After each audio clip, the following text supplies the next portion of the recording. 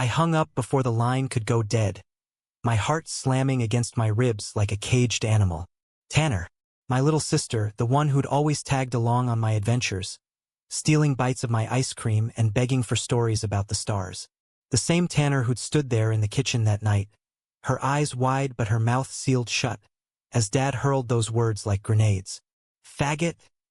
He'd spat, the slur landing heavier than the Bible he clutched like a shield.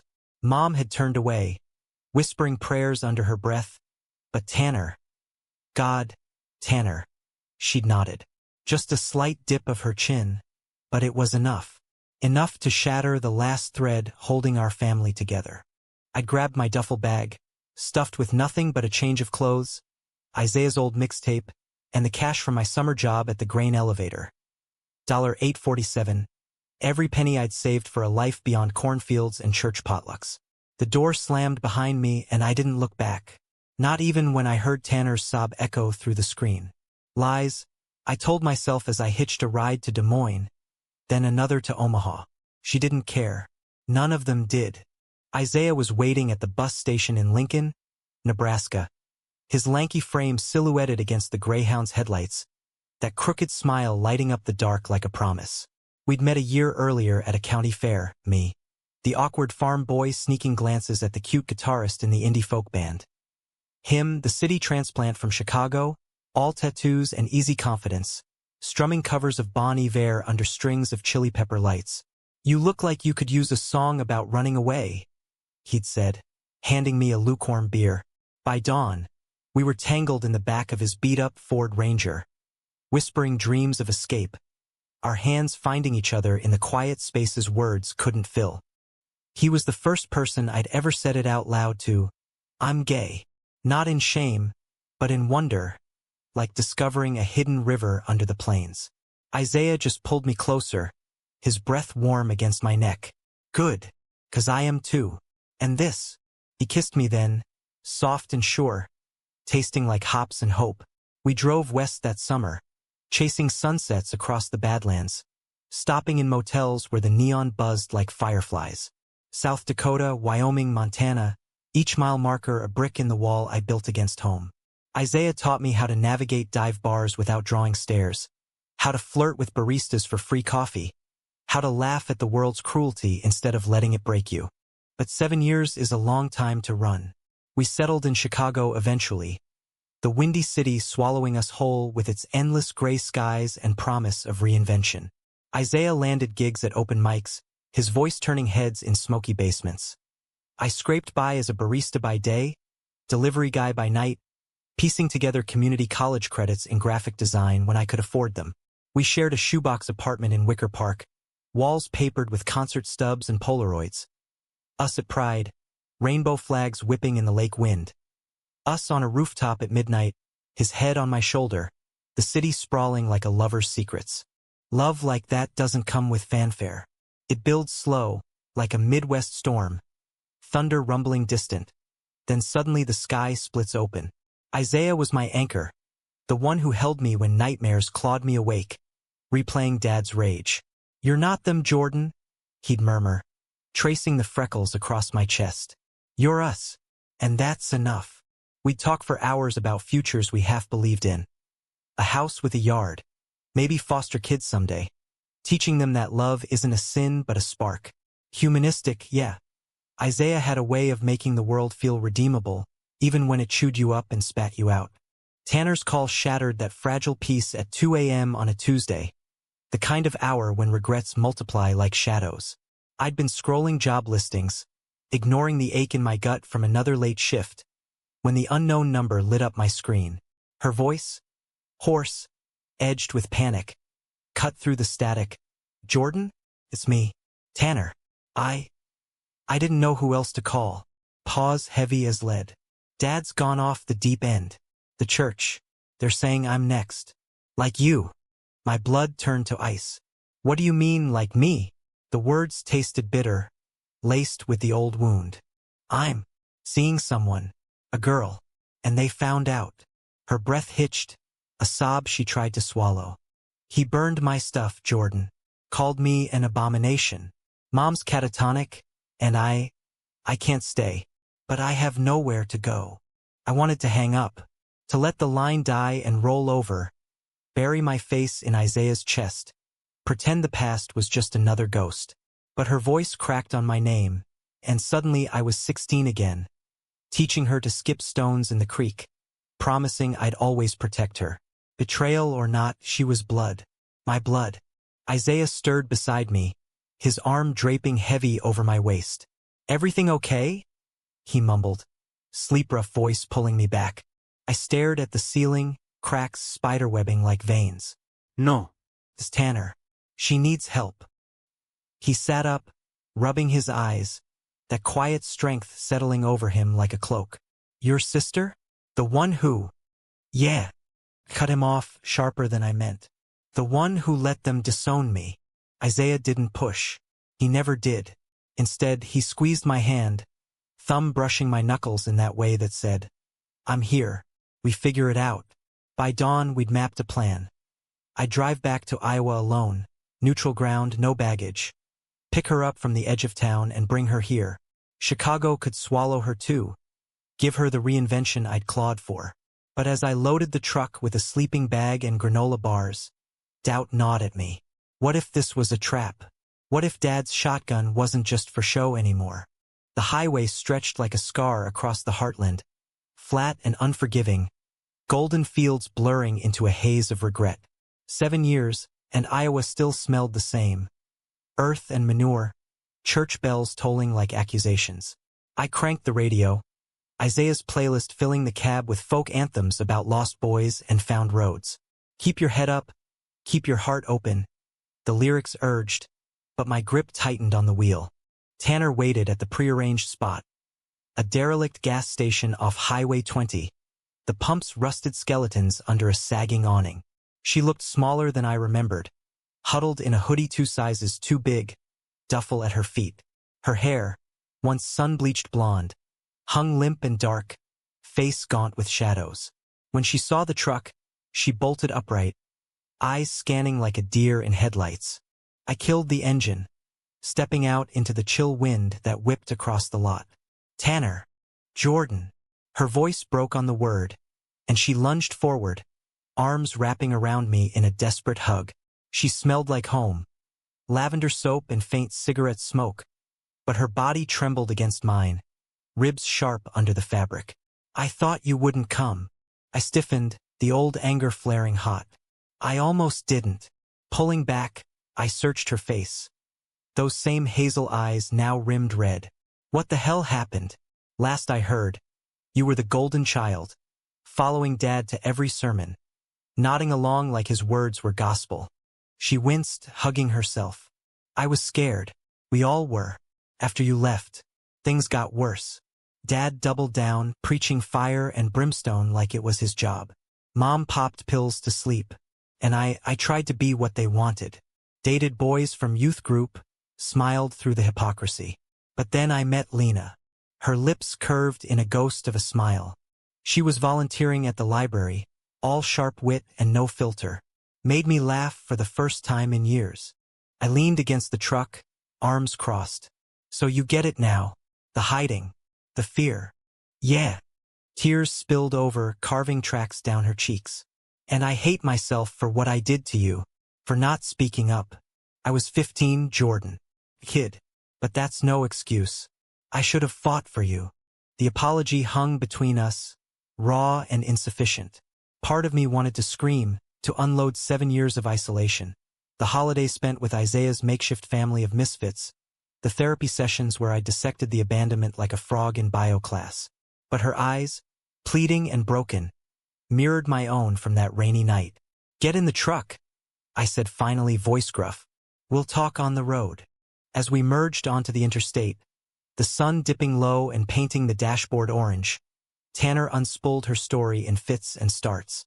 Dad had caught her with Lena's texts, innocent stuff, heart emojis and late-night confessions, and exploded. Smashed her phone, locked her in her room for days, dragged her to conversion meetings at the church, where elders prayed over her like she was possessed. Mom, ever the enabler, baked casseroles and quoted Leviticus. "He's convinced it's a phase," Tanner whispered. but I saw the hate in his eyes, the same look he gave you. I glanced at her, knuckles white on the wheel. Why'd you call me then? After everything? Because you're the only one who knows what it's like to lose everything. She fiddled with the radio dial, landing on static. And because I miss you every day. The words cracked something in me, a fissure letting light through the grudge. We drove in silence after that, the miles ticking by like forgiveness in slow motion. By nightfall, we crossed into Illinois, the skyline a distant glow. Chicago welcomed us with its chaos, horns blaring, pedestrians jaywalking like they owned the streets. Isaiah met us at a diner off Lake Shore Drive, his presence a bomb as he slid into the booth, ordering milkshakes without asking. Tanner eyed him warily at first, but Isaiah's easy charm disarmed her. So, you're the legend Jordan won't shut up about, he teased, nudging my foot under the table. Guitarist, huh? Play something for us later. She blushed, ducking her head. Maybe, if you promise not to laugh. That night, in our apartment, we cleared the couch for Tanner. Isaiah crashing on the air mattress while I tossed beside him, mind racing. Saving her felt right, a loop closing, but the past loomed like thunderheads. What if Dad came looking? What if this pulled us all under? Little did I know, the storm was already breaking. The first week blurred into a rhythm of cautious normalcy, the kind you build brick by brick when trust is a fragile thing. Tanner crashed on our couch, her duffel spilling clothes and dog-eared paperbacks across the floor. Reminders of the girl she'd been, lost in romance novels and sketches of wildflowers. By day, she job-hunted on Isaiah's ancient laptop, applying to coffee shops and bookstores with a resume padded by library shifts back home. Nights, we'd huddle around takeout containers, Isaiah strumming his guitar softly, coaxing stories from her like notes from strings. You're good, he told her one evening, after she'd hummed along to an old Fleetwood Mac tune. Voice like honey over gravel. Ever think about singing? Tanner laughed, a sound rusty from disuse. In church, maybe, but that was all hymns and halos. This, she gestured at the city lights twinkling through our window. Feels like freedom. Isaiah winked at me over her head, his eyes saying, see? Healing. And damn if it didn't feel that way sometimes. Mornings, I'd wake to the smell of burnt toast, Tanner's attempt at breakfast, and find Isaiah sketching her portrait in his notebook, capturing the tentative spark in her smile. We'd walk the lakefront together, wind whipping off Michigan Avenue, talking about everything and nothing. Her crush on Lena, a barista from the old town who'd promised to visit once things cooled. My designs for a freelance logo gig, pixels turning pain into patterns. But undercurrents pulled at the edges. Nightmares woke me. Dad's silhouette in the doorway, Bible raised like a weapon, and I'd slip out to the fire escape, chain-smoking despite Isaiah's gentle nagging. Tanner noticed, of course. One midnight, she joined me, wrapped in my old flannel, passing a thermos of chamomile. Can't sleep? She asked, perching on the railing. Ghosts? I muttered, exhaling smoke into the chill. You? Same. She stared at the L train rumbling past, lights streaking like comets. Lena texted. She's scared too. Dad's been calling the house, ranting about saving me.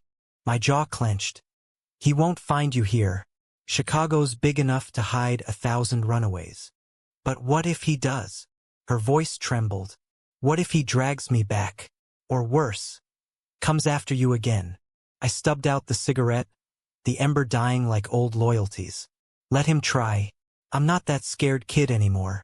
She reached for my hand, tentative, and for the first time, I didn't pull away. I'm sorry, Jordan. For the silence. For letting you go alone. I thought, if I stayed quiet, it'd protect us all. But it just broke everything. The confession hung there, heavy with the weight of years. I thought of the letters I'd burned, unsent, scrawled in fits of rage, accusing her of cowardice, of choosing piety over blood. You were a kid, I said finally, echoing her words from the gas station. But yeah, it hurt, like losing a limb. Tears welled, but she blinked them back. I want to make it right, if you'll let me. Isaiah found us like that at dawn, tangled in a sibling truce, and pulled us inside for pancakes. Lumpy, but laced with love. Life edged toward something resembling whole.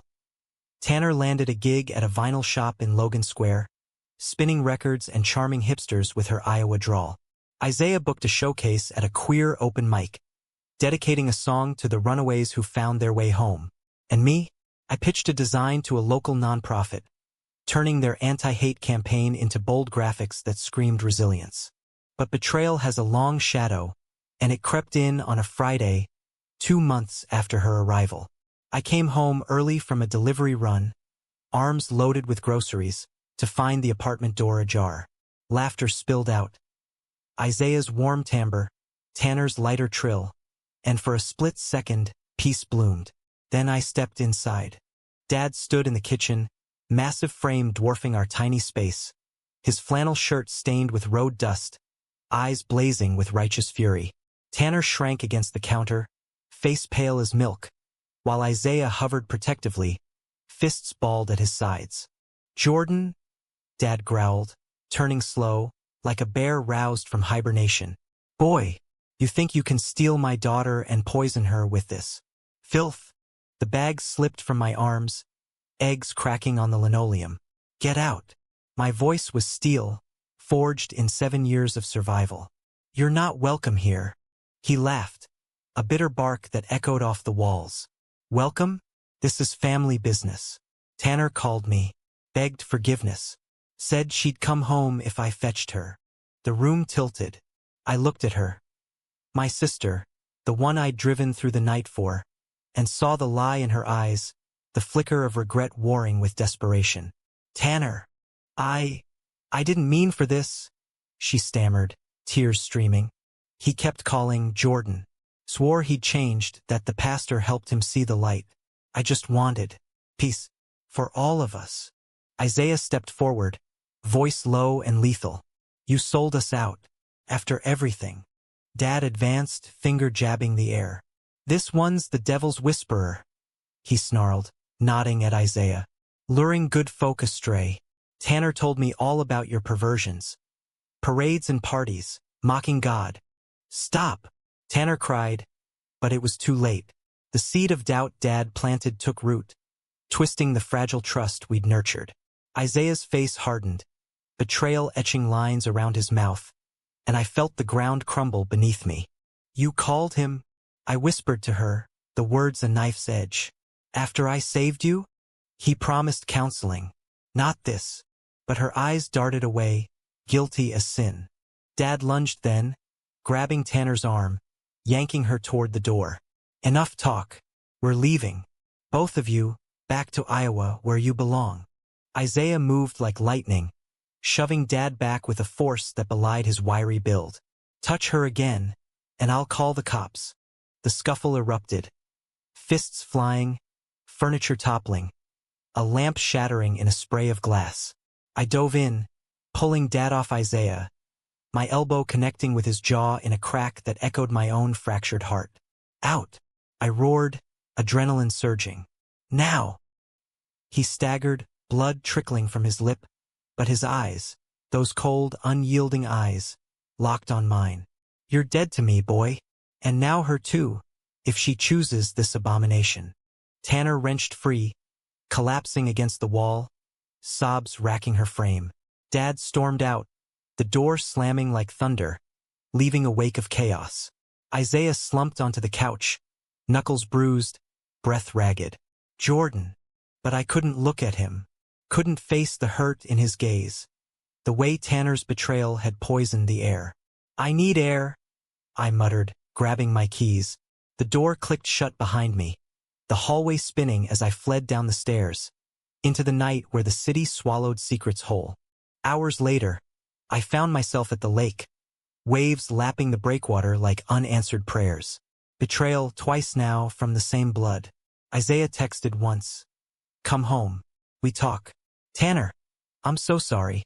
Please." But I powered off, letting the void answer. Dawn crept in, gray and unforgiving, and with it, a resolve hardening like frost. I'd built a life without them once. I could do it again. Except the call came at sunrise, shattering the silence. Unknown number. But the voice. Lena's, frantic and fractured. Jordan? It's Tanner. She's gone. Dad took her. Said he'd make her right or else. The world narrowed to a pinpoint. Climax crashed over me. Not in fists or shouts, but in the gut wrench of choice. Save her again? After the knife she'd twisted? Or walk away, let the past claim its due? Isaiah's words echoed, "You're us, and that's enough." Damn him. Damn love. I dialed him back. Get the truck. We're going to Iowa. The drive back was a descent into hell. The interstate a ribbon of blacktop unspooling through thunderheads that mirrored my rage. Isaiah rode shotgun, silent sentinel, his hand resting light on my knee, a tether against the storm. We'd pieced it together from Lena's tearful recount. Dad had returned that night, after I'd fled, pounding the door until neighbors threatened 911. Tanner, guilt-eaten and cornered, had cracked. Let him in, let him spin tales of redemption, of a family mended without the sickness. By morning, she'd vanished with him, leaving a note. "I'm sorry. This is the only way to fix us." Fix us? I spat, tires humming fury. Like we're broken toys. Isaiah squeezed my leg. "She's scared, Jordan. Like you were. Doesn't make it right, but it makes her human." Human. The word stuck, humanistic in its mercy, even as betrayal burned. We'd stopped once, at a roadside diner in Indiana, choking down coffee black as our moods. "Why are we doing this?" I asked, staring at the checkered floor. She chose him, twice. "Because love isn't ledger-keeping," Isaiah said, eyes steady as lake depths. "It's showing up, even when it hurts." His words, simple and profound, cracked the armor around my heart. Isaiah, my rock, the one who'd chosen me when blood hadn't. In that greasy booth under fluorescent buzz, I leaned across the table and kissed him, fierce and grateful, tasting salt from unshed tears. "I love you," I murmured against his lips, "for seeing the man I want to be." He smiled, that crooked curve that still unraveled me. "And I love the fighter you are. Now let's go get your sister." We hit Iowa by dusk, the sky bruising purple over silos and steeples. Lena met us at the edge of town, her Prius idling in a strip mall lot, face drawn with worry. "He took her to the church retreat," she whispered, handing over a crumpled flyer for a spiritual renewal weekend. "Some cabin up in the bluffs." I tried calling, but it's disconnected. "Cops won't touch it," says it's family. Family. The word soured like milk. We piled into her car, the three of us a makeshift army against the dying light. Isaiah navigated via a glitchy GPS, while Lena filled the silence with Tanner's stories, the quiet dates at the creek, the dreams of art school, the way she'd confessed her love under the same willow where Isaiah and I'd first kissed. She's good, Jordan. Deep down, just buried under all that fear. The cabin loomed off a gravel road, isolated amid timber and fog, a squat A-frame with a cross nailed crooked over the door. Dad's truck was parked out front, mud-caked and ominous. Lights flickered through the windows, shadows dancing like demons. We killed the engine a quarter-mile out, creeping through underbrush on foot, hearts pounding in sync. Voices drifted from inside, Dad's booming sermon, elders murmuring amens, and beneath it, Tanner's muffled pleas. "Please, Dad, let me go. This isn't me." My blood boiled. Isaiah gripped my arm, eyes fierce. "Plan. I circle to the back, create a distraction. You and Lena go in the front. Talk, not fight." I nodded, throat tight. "Be careful. Always." He pulled me close, forehead to forehead, breath mingling. "For you. For us." The distraction was biblical, a rock through a window shattering glass and scripture alike. Shouts erupted as Isaiah bolted into the woods, drawing the elders like hounds. Lena and I burst through the door, finding Dad looming over Tanner, strapped to a wooden chair in a circle of candles, Bible open to Leviticus like a curse. "Jordan," Tanner gasped, wrists raw from ropes, face streaked with tears and defiance. Dad whirled, face purpling. "You." bringing your sodomite army to corrupt us further. Untie her, I demanded, voice steady despite the quake in my chest. Lena edged forward, hands raised placating. But Dad lunged, grabbing a poker from the hearth, swinging wild. Get out, or I'll send you both to hell myself. Time fractured. I tackled him, the poker clanging harmless as we grappled on the rough-hewn floor, his bulk pinning me, fists raining blows that split my lip and starred my vision. You were my son, he roared, spittle flying. I could have fixed you. Fixed, I wheezed, knee driving into his gut. You broke us. Lena freed Tanner, the ropes snapping like lies, and she joined the fray, shoving Dad off me with a feral cry. Stop, Dad, please, this isn't love. It's hate. He staggered back, chest heaving, eyes wild as a cornered animal. Isaiah crashed in then, elders trailing but hesitating at the threshold, their zeal flickering in the face of real violence. Enough, Isaiah barked, positioning between us, voice a thunderclap. This ends now. Dad slumped against the wall, the fight leaching out like air from a punctured tire. What have I done? He whispered, not to us, but to the cross above the mantel. Tears carved channels through the grime on his face. Real ones, born of dawning horror. Tanner knelt before him, hand trembling on his knee. You tried to save us. But love doesn't need saving. It just needs room to breathe. The room fell silent, save for the crackle of dying fire. I watched, bruised and bleeding, as Dad's hand covered hers. Not in absolution, but in surrender. Forgive me, he rasped. All of you. It wasn't a fairy tale fix, no hugs, no instant harmony. But in that cabin, amid splintered faith and shadowed truths, something shifted. Human, messy, redeemable. We drove back to Chicago at dawn, the four of us crammed in Lena's car, Dad trailing in his truck after a quiet agreement. Therapy, boundaries time. Tanner leaned against me in the back seat, head on my shoulder. Thank you, she murmured, for coming back. I kissed her hair, salt, and sister. Family's not blood. It's choice. Isaiah caught my eye in the rearview, his smile a sunrise. We'd build from here, scars and all. A life woven with forgiveness, fierce and unyielding. Not perfect, but ours. In the heart of America, where storms break but rainbows follow, we chose love. And in choosing, we saved each other.